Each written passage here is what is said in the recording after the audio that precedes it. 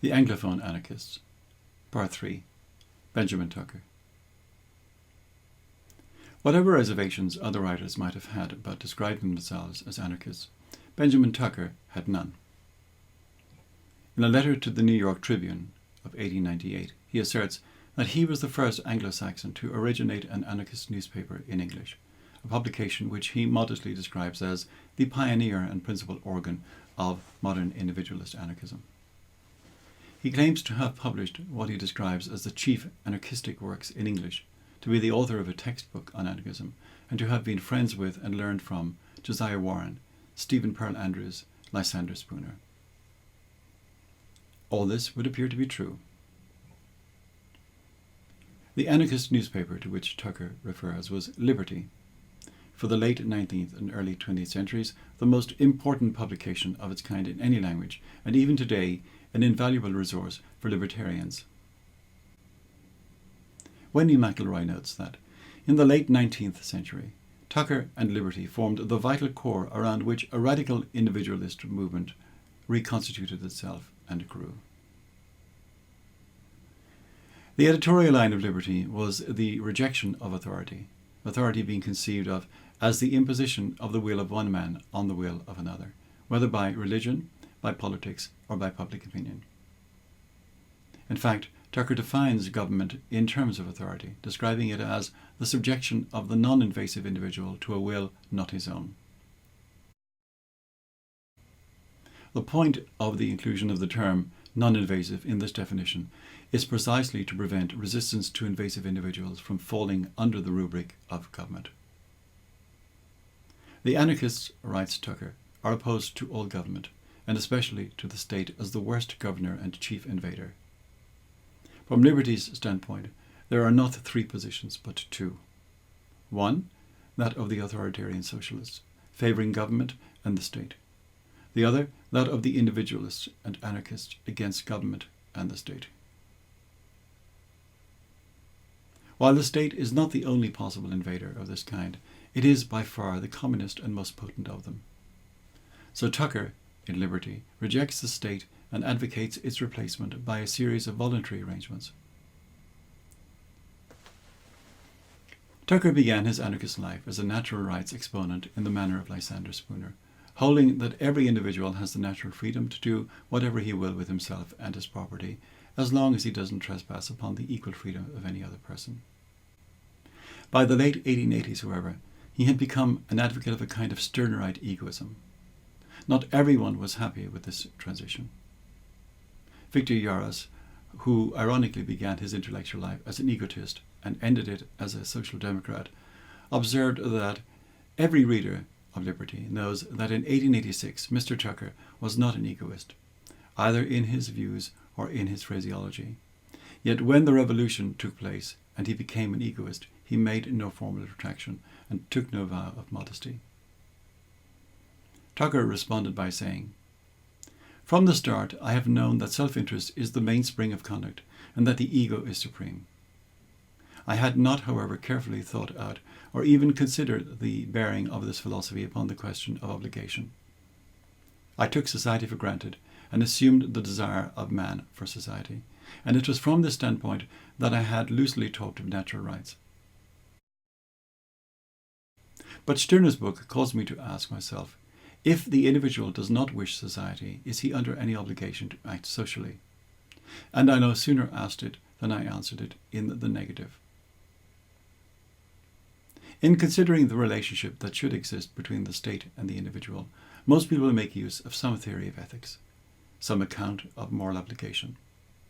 Not anarchists, according to Tucker.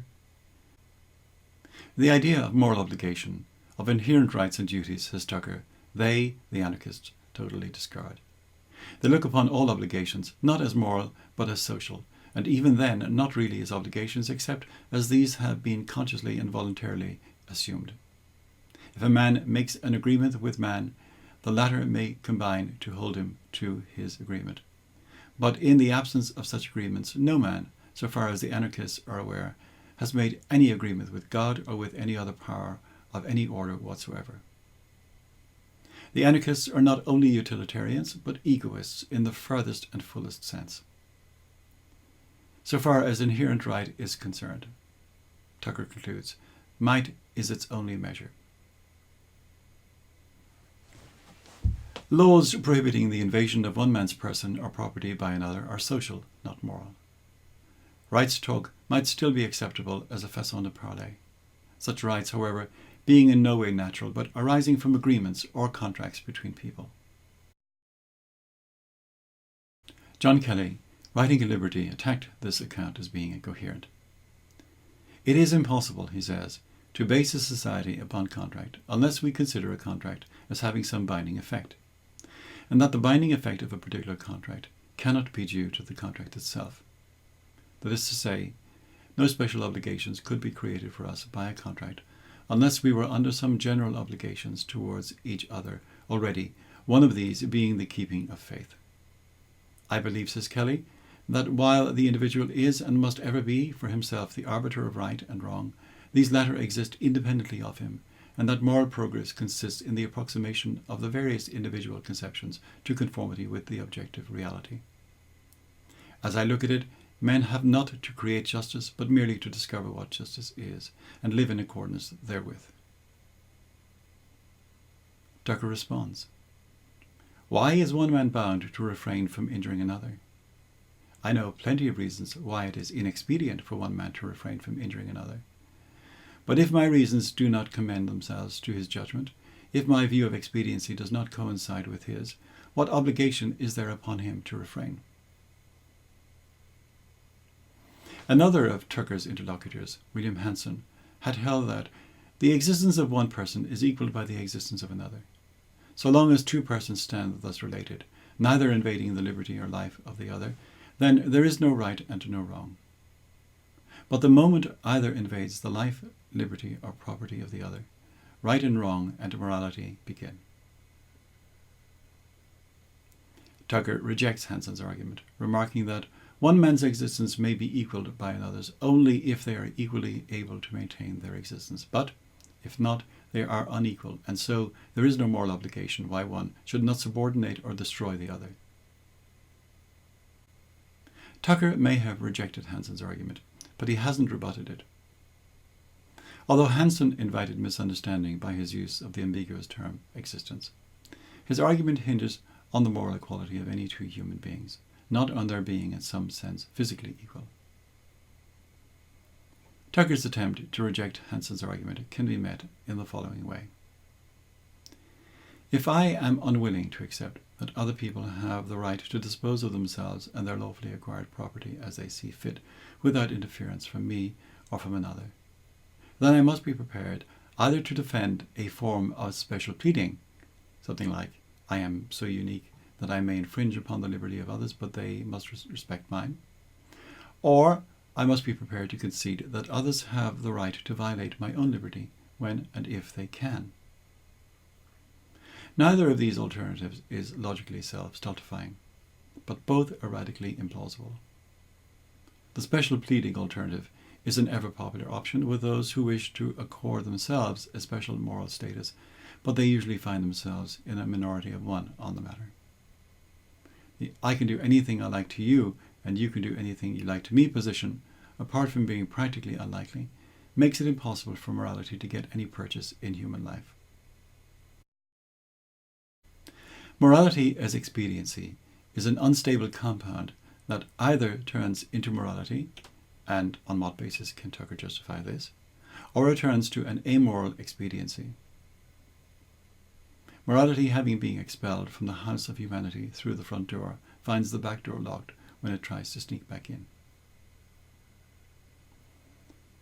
Tucker's Stirnerite positivism led him to ever more extreme and, in my judgment, indefensible views. I am asked by a correspondent, he writes, if I would passively see a woman throw her baby into the fire as a man throws his newspaper. It is highly probable that I would personally interfere in such a case, but it is as probable, and perhaps more so, that I would personally interfere to prevent the owner of a masterpiece by Titian from applying the torch to the canvas. My interference in the former case no more invalidates the mother's property right in her child than my interference in the latter case would invalidate the property right of the owner of the painting. If I interfere in either case, I am an invader, acting in obedience to my injured feelings. If the ownership of a child were on all fours with the ownership of a painting, then Tucker's argument goes through. But whether or not a baby can be owned in precisely the same way as a material object is precisely the point at issue. The status and appropriate treatment of children is a problematic issue for many libertarians, but Tucker's position comes perilously close to being a counsel of despair. Devoid of any rights-based defense for his positions, he becomes increasingly reliant on utilitarian considerations. He writes, "I deny that the thing fundamentally desirable is the minimum of invasion. The ultimate end of human endeavour is the minimum of pain. We aim to decrease invasion only because, as a rule, invasion increases the total of pain. But it is precisely my contention that this rule, despite the immense importance which I place upon it, is not absolute. If there are no natural rights, then of course property cannot be a natural right either." Tucker's position on land ownership mirrored that of his mentor Josiah Warren and the land reformer George Henry Evans. Only land that was occupied and used could be owned, and only for so long as it was used and occupied. Tucker attacked Spooner, who adhered to a Lockean-type labour investment land acquisition theory. Tucker wonders what would follow from Spooner's conception.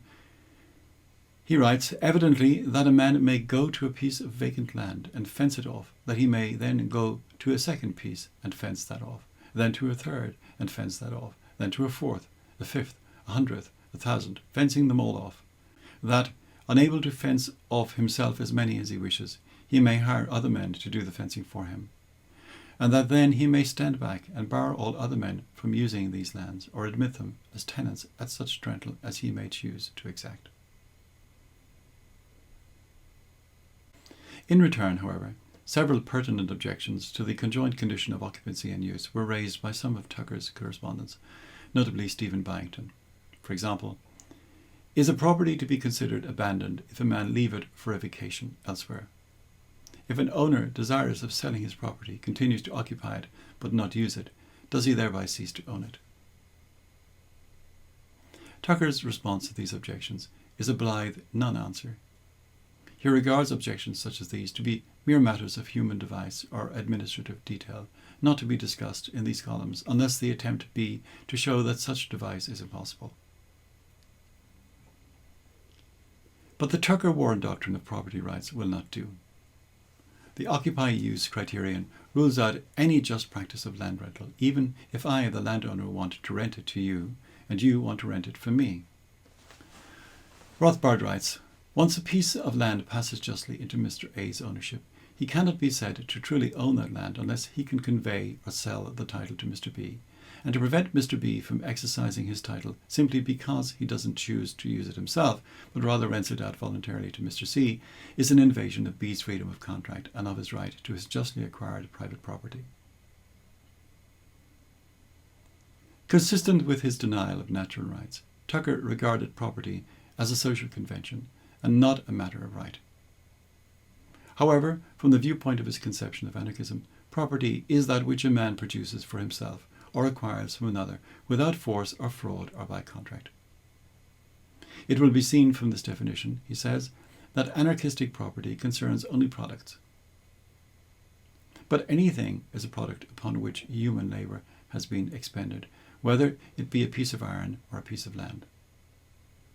He adds the following note: "It should be stated, however, that in the case of land, or of any other material, the supply of which is so limited that all cannot hold it in unlimited quantities, anarchism undertakes to protect no titles except such as are based on actual occupancy and use."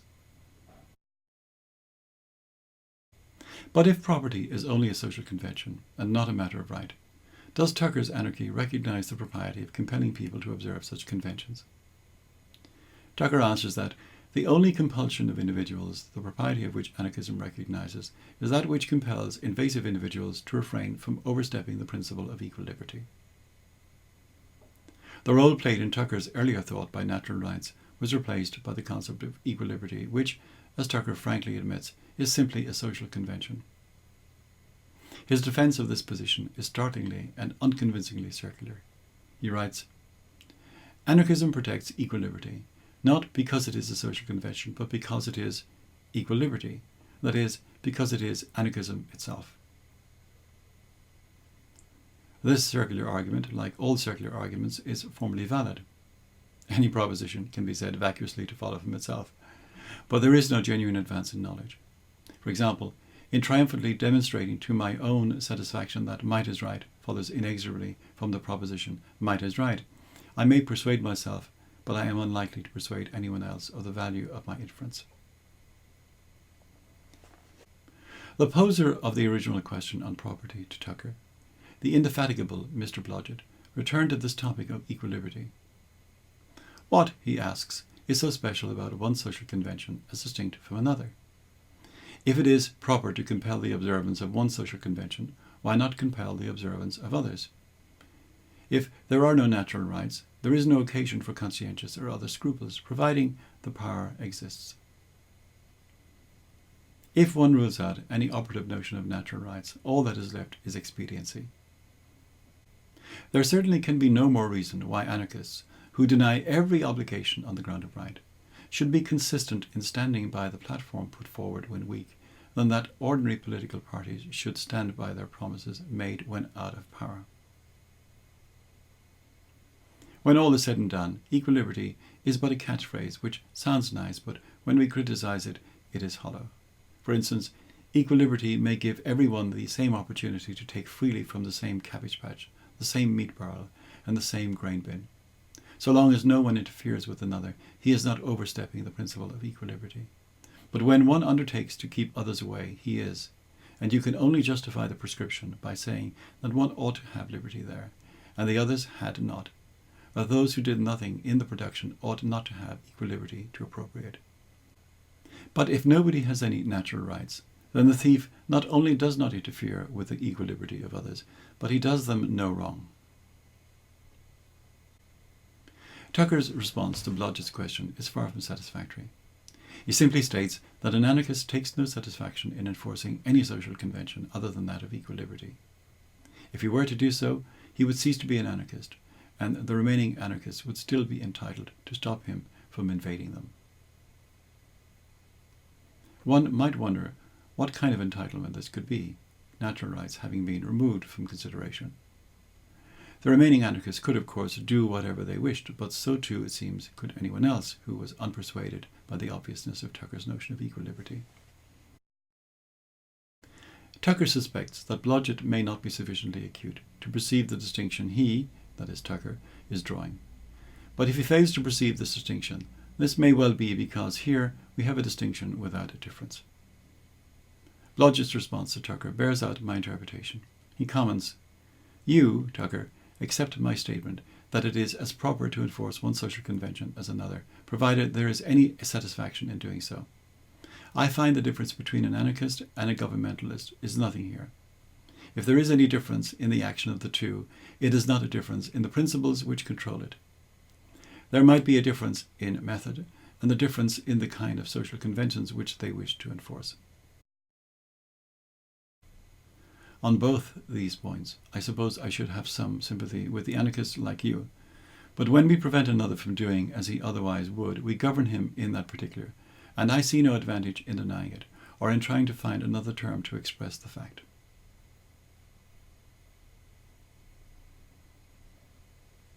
Some people claim that the state originates in contract, and that those living today who did not consent to that contract are still bound by it. Tucker, of course, echoing Spooner, rejects this claim completely. There never was such a contract, and even had there been, it could not impose a shadow of obligation on those who had no hand in making it. What if we were to conceive of the state not as a quasi-mechanical outcome of contract, but as a kind of organism? Would that not change our approach to it? Tucker thinks not. Organisms have no greater degree of permanence than contractually constituted institutions. But, he asks, what is history but a record of the dissolution of organisms and the birth and growth of others to be dissolved in turn? Is the state exempt from this order? If so, why? What proves it? The state is an organism? Yes, so is a tiger. But unless I meet him where I haven't my gun, his organism will speedily disorganize. The state is a tiger seeking to devour the people, and they must either kill or cripple it. Their own safety depends upon it. The state as organism argument rests in the end on a conflation of state and society. Human society could not cease to exist without taking its constituent individual human beings with it. The disappearance of the state, on the other hand, would have no such disastrous consequences. Tucker writes, the state, unlike society, is a discrete organism. If it should be destroyed tomorrow, individuals would still continue to exist. Production, exchange, and association would go on as before, but much more freely, and all those social functions upon which the individual is dependent would operate in his behalf more usefully than ever. The individual is not related to the state as the tiger's paw is related to the tiger. Kill the tiger, and the tiger's paw no longer performs its office. Kill the state, and the individual still lives and satisfies his wants. As for society, the anarchists would not kill it if they could, and could not if they would. But if there is no state, what is to prevent one man or one group of men from invading another? Tucker gives what is now the classic libertarian response to this question. The abolition of the state, he says, will leave in existence a defensive association, resting no longer on a compulsory but on a voluntary basis, which will restrain invaders by any means that may prove necessary. But it may be objected, this is to replace like with like, for the state just is such a defensive institution. Not quite, says Tucker. The state is not, or not just, a defensive institution. It is also an aggressor. Why, he says, the very first act of the state, the compulsory assessment and collection of taxes, is itself an aggression, a violation of equal liberty, and as such vitiates every subsequent act, even those acts which would be purely defensive if paid for out of treasury filled by voluntary contributions. To tax a man to pay for protection he did not ask for, and which he does not desire, is to violate his liberty, and in making him pay for it, adds insult to injury. Taxation apart, most of the laws made by our erstwhile protector, the state, serve only to crib, cabin, and confine our personal liberties, and to grant monopolies and privileges to commercial, industrial, and financial enterprises. Tucker was presented by one of his correspondents, Frederick Perrine, with the common objection that as long as we live within the borders of a state and benefit from so doing, we owe it our taxes. If we do not wish to stay and be bound, then we should leave. Tucker points out that this argument simply assumes that the state is some kind of voluntary organization. If it were so, then the argument would have traction, for such voluntary association would be entitled to enforce whatever regulations the contracting parties might agree upon, within the limits of whatever territory or divisions of territory had been brought into the association by those parties as individual occupiers thereof. And no non-contracting party would have a right to enter or remain in this domain except upon such terms as the association might impose.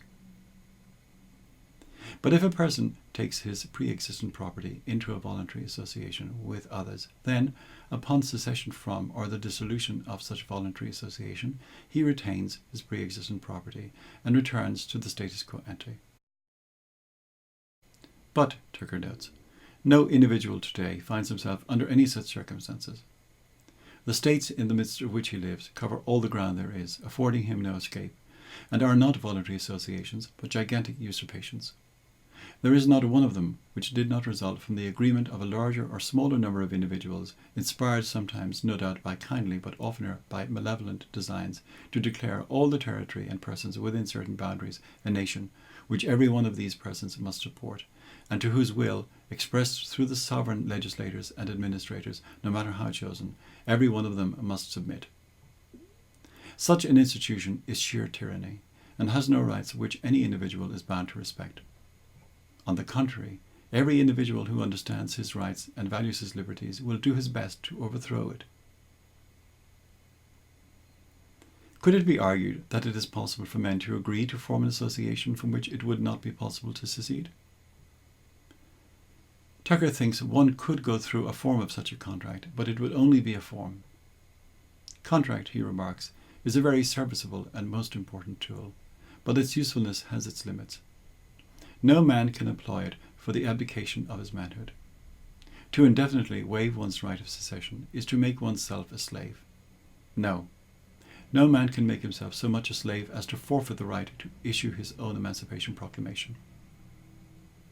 Individuality and its right of assertion are indestructible except by death. Hence, any signer of such a constitution as that supposed who should afterwards become an anarchist would be fully justified in the use of any means that would protect him from attempts to coerce him in the name of that constitution. On this conception of the matter, a man is not free to alienate his freedom. In a passage entitled State Socialism and Anarchism, How Far They Agree and Wherein They Differ, Tucker describes state socialism as a doctrine that all the affairs of men should be managed by the government, regardless of individual choice. Anarchism, by contrast, is described as the doctrine that all the affairs of men should be managed by individuals or voluntary associations, and that the state should be abolished. Tucker's description and analysis of Marxian state socialism is right on the money. The state socialist solution to the existence of class monopolies was to create and maintain one gigantic state monopoly. The cure for monopolies is, apparently, a monopoly of monopolies. The government must become banker, manufacturer, farmer, carrier and merchant, and in these capacities must suffer no competition. Land, tools, and all instruments of production must be wrested from individual hands and made the property of the collectivity. To the individual can belong only the products to be consumed, not the means of producing them. But of course, the effects of this monopoly of monopolies, the state, wouldn't be only economic. Such liberty as anyone might exercise, he would exercise only by permission of the state. Moreover, the influence of the state would extend more and more into ever more areas of human life. The community, through its majority expression, will insist more and more in prescribing the conditions of health, wealth, and wisdom, thus impairing and finally destroying individual independence, and with it all sense of individual responsibility. In a chilling and prescient passage that deserves to be cited in full, Tucker sketches the brave new world of state socialism. He writes, "Whatever then the state socialists may claim or disclaim, their system, if adopted, is doomed to end in a state religion, to the expense of which all must contribute, and at the altar of which all must kneel. A state school of medicine, by whose practitioners the sick must invariably be treated. A state system of hygiene, prescribing what all must and must not eat, drink, wear, and do. A state code of morals, which will not content itself with punishing crime, but will prohibit what the majority decide to be vice. A state system of instruction, which will do away with all private schools, academies, and colleges. A state nursery in which all children must be brought up in common at the public expense. And finally, a state family with an attempt at stirp culture or scientific breeding, in which no man and woman will be allowed to have children if the state prohibits them, and no man and woman can refuse to have children if the state orders them. Thus will authority achieve its acme, and monopoly be carried to its highest power." How far-fetched this prognostication must have seemed in 1890, but how much of it has been realized not only in political regimes that are overtly socialist, but even in those that purport not to be socialist. As Tucker sees it, the approach of the founders of individual anarchism, Warren and Proudhon, to the problem of class monopolies was not to monopolize the monopolies, but to attack the notion of authority that lies at the bottom of all monopolies, and to substitute in its place liberty, specifically freedom of competition. Their attachment to the labour theory of value distorted in part their application of this principle of competition in the economic arena, but the principle has wider application to all forms of social organisation, including the state. Tucker was not the originator of individualist anarchism. He had predecessors in Warren, Andrews, and Spooner. But while the basis of a systematic philosophy existed in the writings of theorists such as Warren and Spooner, it lacked cohesion. Not until Tucker's publication of his journal Liberty did radical individualism become a distinct, independent movement, functioning in its own name and seeking its own unique goal, writes Wendy McElroy.